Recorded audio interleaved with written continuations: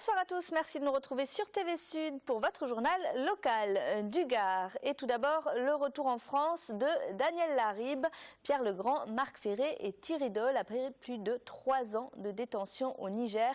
Les 4 otages sont arrivés ce midi à l'aéroport de Villacoublay où ils ont été accueillis par François Hollande et leur famille. On voit sur ces images notamment Marion et Maude se jeter au cou de leur père, le gardois Daniel Laribe.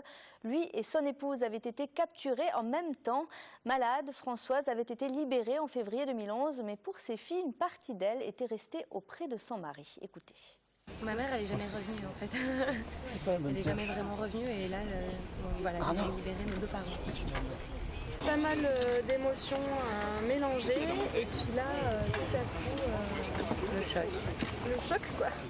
Voilà, je vous rappelle que les 4 hommes avaient été enlevés à Arlit sur un site d'extraction d'uranium au nord du Niger. Une prise d'otage revendiquée par AQMI, Al-Qaïda au Maghreb islamique. Daniel Laribe travaille alors pour Areva, son épouse qui est actuellement installée à Mialé dans le Gard et leur fille Marion qui vit à Alès où la mobilisation a été très forte tout au long de ces 3 dernières années. Ce midi, alors que l'avion ramenant Daniel Laribe en France se pose, l'émotion est très présente. Reportage Olivier Michel. C'est dans le bureau du maire d'Alès en Cévennes que les membres du comité de soutien des otages d'Arlit ont assisté avec émotion à l'atterrissage de l'avion et au débarquement des otages, parmi lesquels un proche, le gardois Daniel Laribe. C'est difficile de parler, oui, on a de l'émotion, mais de la joie. Écoutez, c'est de la joie, c'est de partager ça, c'est formidable, on est heureux, même si c'est dur. Voilà. C'est que du bonheur. Je crois que c'est un moment quand même fort. Hein. On l'attendait, surtout après les fausses nouvelles de Noël. Je crois que c'est encore plus fort aujourd'hui. Un moment poignant, suivi d'un autre symbolique, le décrochage d'une des 140 banderoles de soutien installées sur le balcon de l'hôtel de ville. Une banderole que le maire s'était promis de décrocher lorsque les otages poseraient le pied sur le sol français. On prend conscience que ça fait 3 ans qu'on l'attendait. Donc c'est de l'émotion. Il y a quelques minutes, j'avais encore la voix complètement coupée. Ça va un petit peu mieux maintenant, mais c'est très fort. C'est très fort. Les mots ont de la difficulté à représenter ce qu'on ressent. Des membres qui n'ont pas tenté de joindre la famille Laribe par respect pour leur intimité, mais aussi par pudeur, rappelant que 7 Français sont encore retenus en otage, dont le gardois Édouard Elias, photojournaliste, disparu avec Didier François le 6 juin 2013 en Syrie.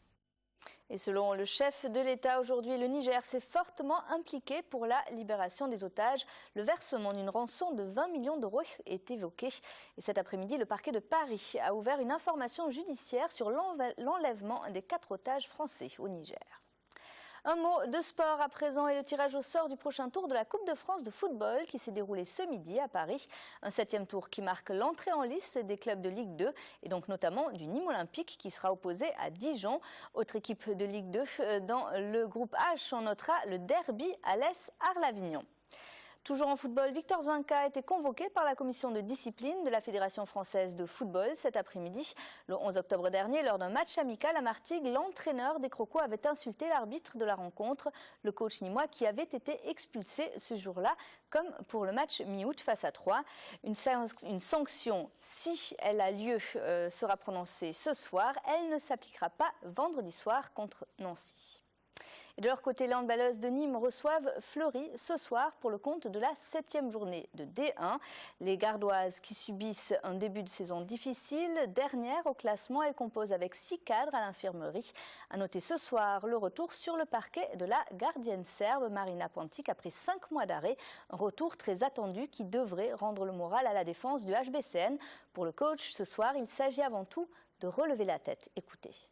Fleury, c'est beaucoup de choses. C'est déjà, ils ont des joueuses à tous les postes. Enfin, ils doublent tous les postes. Ils ont des internationales.